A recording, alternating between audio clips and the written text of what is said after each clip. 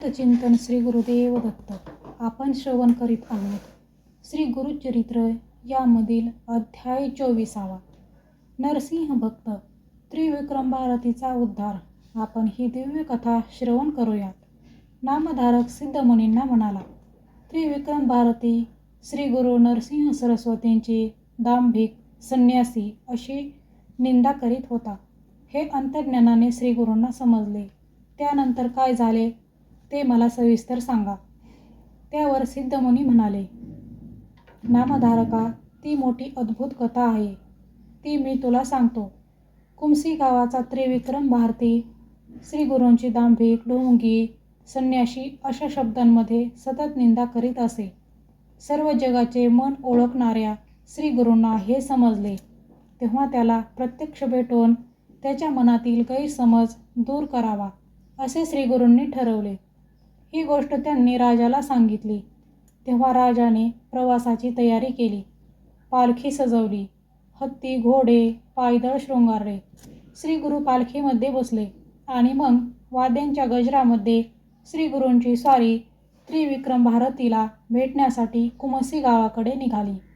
त्याच वेळी कुमसी गावामध्ये त्रिविक्रम भारती आणि त्याचे उपास्य दैवत नरसिंहांची मानसपूजा तो करीत होता.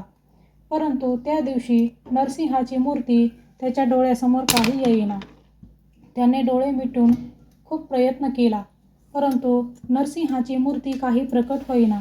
आज असे का होत आहे हे त्याला समजेना. तो निराश झाला.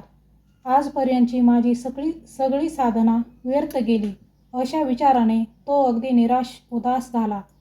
त्याने डोळे उघडून समोर पाहिले तर नदीवरून श्री गुरूंची पालखी येत असलेली त्याला दिसली.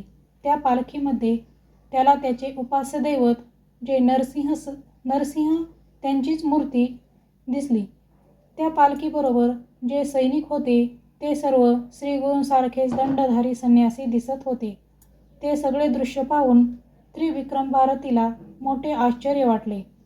त्याचा सगळा अहंकार गळून पडला.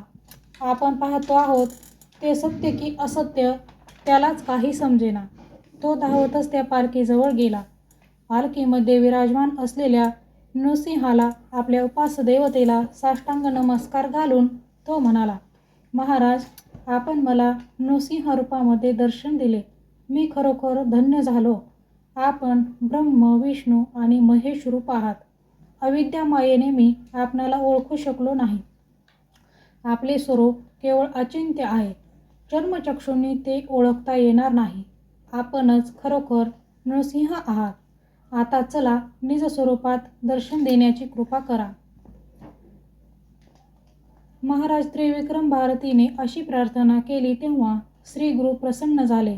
त्यांनी आपली योगमाया आवरून निजरूप दाखविले. त्यावेळी श्री गुरु त्याला म्हणाले, तू आमची निंदा करतोस म्हणूनच आम्ही तुला भेटायला आलो. तू मानसपूजेमध्ये नरसिंह मूर्तीची पूजा करतोस. नरसिंहाचे तुला दर्शन झाले ना? जे नरसिंह तेच आम्ही आहोत. आता आम्ही दांभिक आहोत का हे तूच ठरव. श्री गुरु त्याला असे म्हणाले तेव्हा त्रिविक्रम भारतीच्या मनातील संशय नाहीसा झाला. श्री नृसिंह सरस्वती आणि आपले उपास्य दैवत नृसिंह एकच आहेत. श्री गुरु हे चराचर व्यापक आहेत. परमात्मा परमेश्वर आहेत याची त्याला खात्री पटली आणि मग तो श्री गुरूंना शरण गेला. त्यांचे स्तवन करू लागला. तो म्हणाला, स्वामी, मला क्षमा करा. अविद्येमुळे मी आपले स्वरूप ओळखू शकलो नाही. आपण परमात्मा परमेश्वर आहात. आपण ज्याच्यावर कृपा कराल ना तो कळीकाळालाही जिंकेल. आपण भवसागर तारक आहात. त्रिमूर्ती अवतार आहात. आज आपले चरण दर्शन झाल्याने मी धन्य झालो. स्वामी, धन्य झालो. आपण भक्तवत्सल कृपामूर्ती आहात. आता माझा उद्धार करा. मी आपणाला शरण आलो आहे. माझा स्वीकार करा. त्रिविक्रम भारतीने अशी प्रार्थना केली तेव्हा श्री गुरु त्यावरती प्रसन्न झाले. त्याच्या मस्तकावर वरदहस्त ठेवून ते म्हणाले, मी तुझ्यावर प्रसन्न झालो आहे. तुला सद्गती प्राप्त होईल. तुला आता पुनर्जन्म मिळणार नाही. आणि असा वर देऊन श्री गुरु गाणगापुराला परत आले. ही कथा सांगून सिद्धयोगी नामधारकाला म्हणाले, नामधारका, श्री गुरु महात्मे हे दिव्य आहे. त्रिमूर्ती अवतार असलेले श्री गुरु आपल्या भक्तांचा उद्धार करण्यासाठी मनुष्य रूपाने राहिले होते. त्यांना जे मनुष्य म्हणतील ते सप्तजन्म नरक वासना भोगतील. गुरु हाच ब्रह्म, गुरु हाच विष्णू, गुरु हाच परमेश्वर आहे. तो परब्रह्म स्वरूप आहे असे वेद पुराणेही सांगतात. म्हणून श्री गुरु त्रयमूर्ती आहेत अशी दृढ श्रद्धा ठेवावी आणि त्यांना शरण जावे. श्री गुरुचरित्र कामधेनू आहे.